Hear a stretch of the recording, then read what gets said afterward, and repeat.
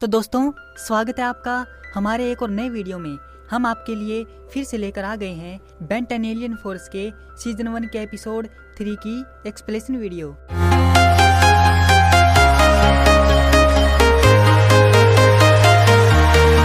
तो एपिसोड की शुरुआत होती है एक खेत से, जहां पर हम देखते हैं एक किसान अपने खेत में काम कर रहा होता है और वह देखता है कि वहां पर एक जलती हुई चीज उड़ते हुए आ रही है। अगले सीन में हम देखते हैं कि उस चीज के पीछे पुलिस वाले पड़े हैं और वह उससे बचने के लिए भाग रही है। इसके बाद हम देखते हैं वह चीज बेन का एक पुराना एलियन हीट ब्लास्ट होता है, जो कि एक पुतले से टकराता है और वहीं पर गिर जाता है। इसके बाद वहां पर पुलिस वाले आ जाते हैं और वो उससे कहते हैं सीधे खड़े रहो, लेकिन वह पुलिस वालों से कहता है कि तुम मेरे पीछे क्यों पड़े हो।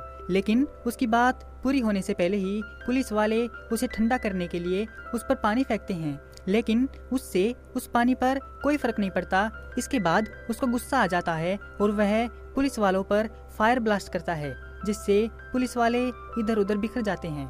और फिर वह कहता है कि बताओ तुम मेरे पीछे क्यों पड़े हो। लेकिन तभी वहाँ पर पुलिस वालों की दूसरी गाड़ी आ जाती है और उसको धप्पा कर देती है। धप्पा लगने के बाद वह एक घर से टकरा जाता है और नीचे गिर जाता है। इसके बाद वह अपनी ओरिजिनल फॉर्म में आता है। इसके बाद पुलिस वाले उसे पकड़कर आइस हाउस में ले जाते हैं, जहाँ पर वह ठंडा रह सके।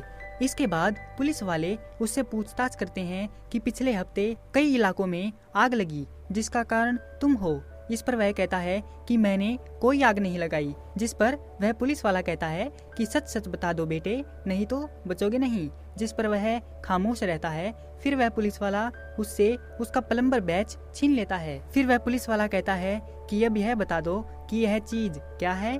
जिस पर वह कहता है कि तुम नहीं जानते कि ये क्या है, यह मेरे पापा ने दिया है, इसे वापस करो।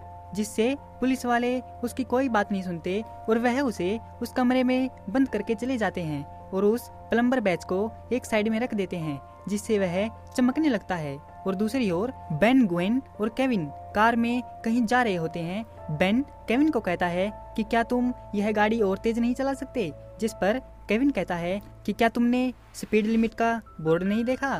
फिर बेन कहता है कि केविन गाड़ी जल्दी चलाओ, नहीं तो मेरी माँ फिर से मुझे डांटेंगी। जिस पर केविन कहता है कि यह तो बहुत अच्छी बात है कि तुम्हारी मॉम तुम्हें घर से बाहर नहीं निकलने देंगी। फिर इसके बाद मैं और ग्वेन साथ में घूमने जाएंगे। जिस पर ग्वेन कहती है कि तुम्हें लगता है कि मैं तुम्हारे साथ चलूंगी।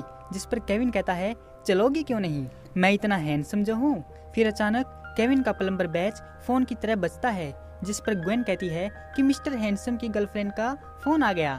फिर केविन कहता है कि मेरे पास तो कोई फोन ही नहीं है। इसके बाद ग्वेन उसकी पॉकेट में हाथ डालती है और उसके प्लम्बर बैच को बाहर निकालती है और कहती है कि तुम्हारे प्लम्बर बैच में यह आवाज कैसी है। जिस पर केविन कहता है मुझे नहीं पता। फिर अचानक से उस प्लम्बर बैच में से एक लाइट निकलती है। इस पर बेन कहता है यह किसी जगह का मैप है। फिर इसके बाद उस मैप में लाल रंग का मार्क शो होने लगता है। फिर बेन कहता है कि यह ग्रैंडपा मैक्स का कोई इशारा होगा, वह हमें कुछ बताना चाह रहे हैं। फिर केविन गाड़ी की स्पीड तेज कर लेता है। फिर इसके बाद हमें वही आइस हाउस दिखाया जाता है, जिसमें वह बच्चा कैद था। वह वहां से निकलने की कोशिश कर रहा होता है। फिर वह उस हथकड़ी पर थूक देता है, जिससे वह पिघलकर टूट जाती है। इसके बाद वह हीट ब्लास्ट में ट्रांसफॉर्म होकर वहां की दीवार पिघलाकर वहां से भाग जाता है। इसके बाद वहां पर बेन, ग्वेन और केविन आते हैं और केविन कहता है कि इस दीवार में इतना बड़ा छेद कैसे हुआ होगा। इसके बाद वह अंदर जाते हैं। वहां पर उन्हें दिखता है उस लड़के का प्लम्बर बैच, जिसमें से लाइट आ रही होती है। फिर बेन उस प्लम्बर बैच को उठाता है और कहता है कि हमें इसी का सिग्नल मिल रहा था। फिर ग्वेन पूछती है कि यह ग्रैंडपा मैक्स का हो सकता है। बेन कहता है हाँ, हो भी सकता है, शायद ग्रैंडपा उस बदमाश का पीछा कर रहे हों जिसने इस दीवार में ये छेद किया। इसके बाद वह पुलिस वाले उस लड़के को ढूंढते हुए खेतों में आ जाते हैं, जहां पर वह छिपा हुआ था। इसके बाद वह लोग उसको घेर लेते हैं और उसको सरेंडर करने के लिए बोलते हैं, लेकिन वह नहीं मानता और उन पर हमला कर देता है, जिससे वह पुलिस वाला घायल हो जाता है। और वह लड़का उसके पास आता है और कहता है मेरा यह इरादा नहीं था। फिर वहां पर ग्वेन आ जाती है और उसको पकड़ लेती है। फिर केविन कहता है कि ये तो हीट ब्लास्ट का जुड़वा लगता है। फिर बेन कहता है बिल्कुल सही कहा। इस पर केविन कहता है अगर बुरा ना मानो तो क्या मैं इसकी धुलाई कर सकता हूँ? पर बेन कहता है कि ये काम मैं खुद ही कर लूंगा। इसके बाद बेन जेट रे में ट्रांसफॉर्म हो जाता है, लेकिन इससे वह लड़का डर जाता है और बेन पर हमला कर देता है।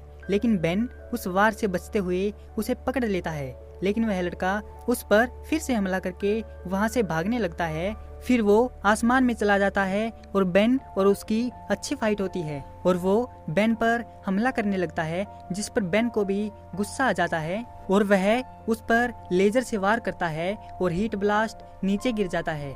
फिर बेन अपने नॉर्मल फॉर्म में आता है और उससे पूछता है कि लाल रंग की शर्ट पहने एक बुजुर्ग तुम्हारा पीछा कर रहे हैं, बताओ कहाँ है वो? हीट ब्लास्ट पूछता है कि तुम किसकी बात कर रहे हो? बेन कहता है मेरे ग्रैंडपा की। लेकिन इतने में ही वहाँ पर पुलिस वाले आ जाते हैं और हीट ब्लास्ट से कहते हैं कि हमारा शक सही था, इस क्राइम में तुम अकेले नहीं हो, हमने तुम्हारे दोस्त को भी पकड़ लिया है एलन। फिर वो पुलिस वाला कहता है अपने हाथ ऊपर करो, लेकिन बेन कहता है भागो यहाँ से। फिर वह पुलिस वाले उनका पीछा करने लगते हैं और भागते भागते वह लोग एक जगह पर रुकते हैं। फिर बेन उससे कहता है कि तुम कहीं और जाकर क्यों नहीं छुपते, तुम अंधेरे में साफ नजर आते हो और तुम मुझे भी पकड़वा दोगे।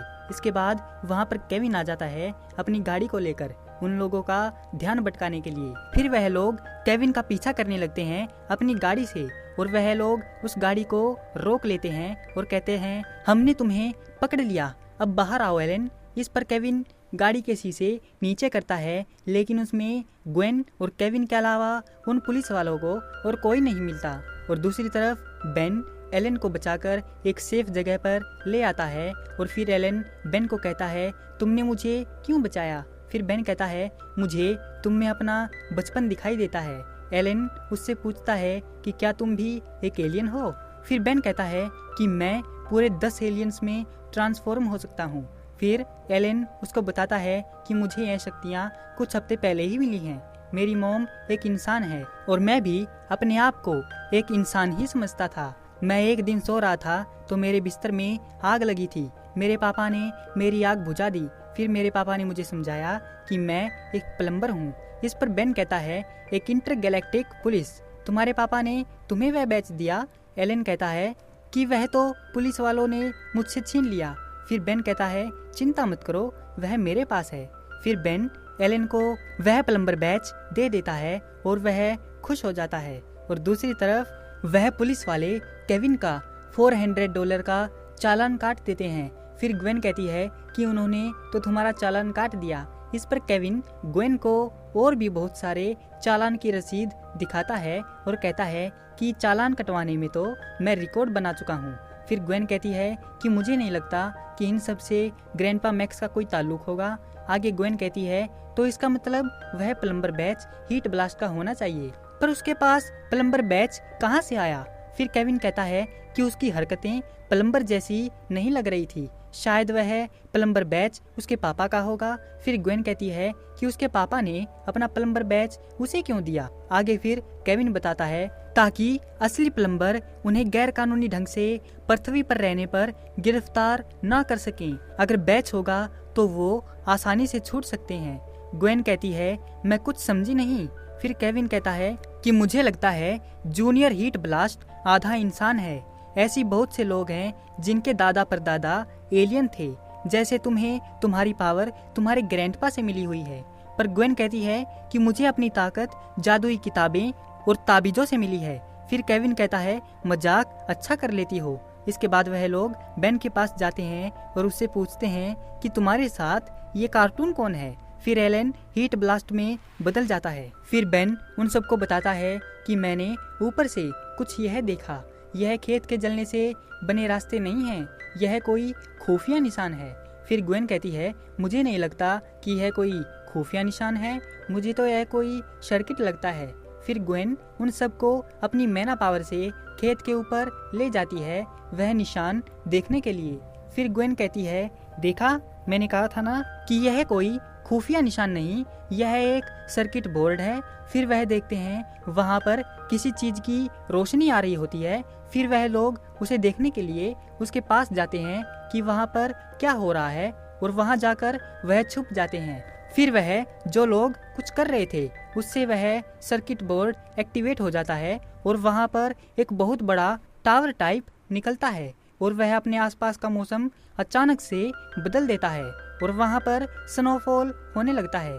इसके बाद वहाँ पर पुलिस वाले आते हैं और कहते हैं कि तुम सारी गर्मी चुराकर अपनी पावर बढ़ा रहे हो। फिर वह लोग उन पर हमला करने वाले होते हैं कि केविन उनकी गन को तोड़ देता है। फिर उसके बाद वहाँ पर वह लोग आ जाते हैं जिन्होंने यह सब वहाँ पर बनाया था।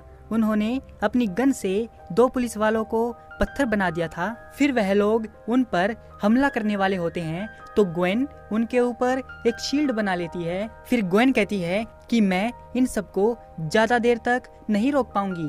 फिर बेन कहता है कि मैं कब काम आऊंगा और वह ट्रांसफॉर्म हो जाता है।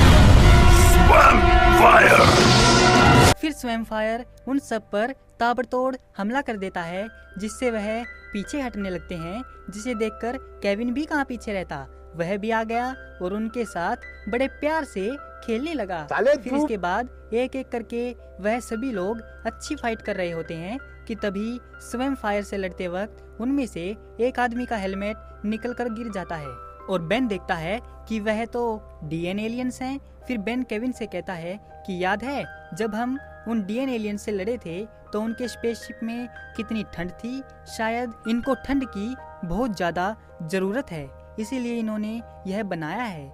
यानी इन सब का खुफिया प्लान यही है कि यह यहाँ पर एक एयर कंडीशनर लगा रहे हैं। बेन यह सब बात कर ही रहा होता है कि तभी झाड़ियों में से एक एलियन निकलता है और वह बेन, ग्वेन और केविन को जमा देता है और साथ ही साथ उन पुलिस वालों को भी जमा देता है। फिर वह एलेन को जमाने की कोशिश करता है लेकिन एलेन को उनसे घंटा फर्क नहीं पड़ता। लेकिन एक एलियन से काम नहीं चलता तो वह एक साथ एलेन पर हमला करने वाले होते हैं, लेकिन तभी स्वयं फायर अपनी हीट पावर से उस बर्फ को पिघला देता है। फिर स्वयं फायर अपने हाथों से अपने आसपास की झाड़ियों पर जादू टोना करता है जिससे वह झाड़ियां डीएन एलियंस को जकड़ लेती हैं और हवा में ही उनकी पप्पी झप्पी करवाकर नीचे फेंक देती है। फिर एलेन कहता है कि वाह दोस्त, कमाल कर दिया। फिर स्वयं फायर कहता है कि अभी खुश होने का टाइम नहीं है, अभी और भी हैं। वह देखो वेदर मशीन के ऊपर जहाँ पर बहुत सारे डीएन एलियंस खड़े थे। फिर बेन कहता है कि उन सबको तुम्हें मारना है। फिर एलेन कहता है कि मुझे ऊंचाई से बहुत डर लगता है।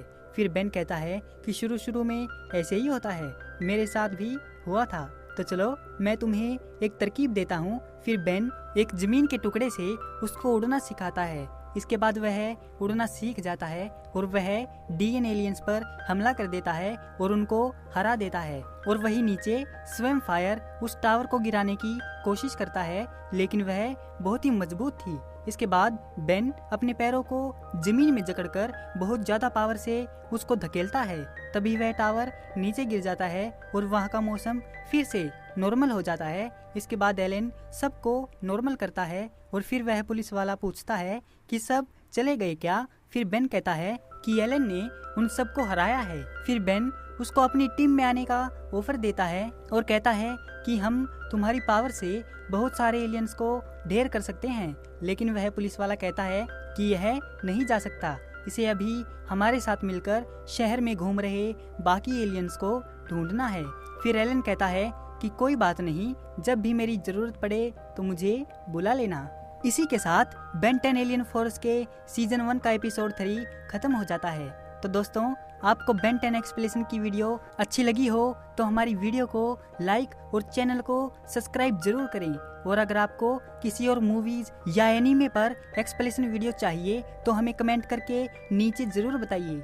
आपका हमारी वीडियो देखने के लिए बहुत बहुत धन्यवाद और शुक्रिया।